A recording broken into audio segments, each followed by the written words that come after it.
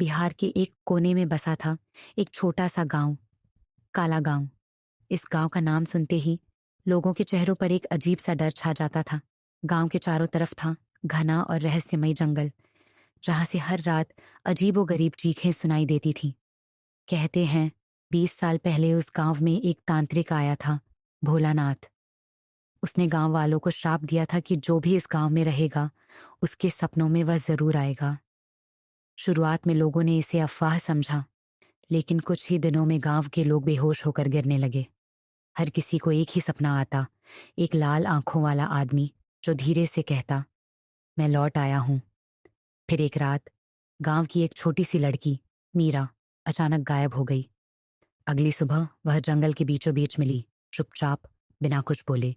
उसकी आंखें सीधी और स्थिर, जैसे किसी गहरी नींद या ट्रांस में हो। जब सबने उससे पूछा कि क्या हुआ, तो उसने सिर्फ एक शब्द कहा, कुआं। गांव के पुराने मंदिर के पास एक बंद कुआं था, जिसे कई साल पहले बंद कर दिया गया था।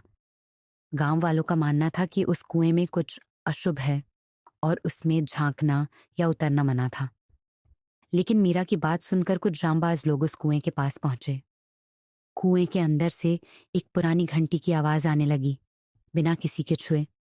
और तभी कुएं की दीवार पर एक पत्थर पर खुदा हुआ मिला, जब मैं लौटूंगा तो हर सपना हकीकत बनेगा।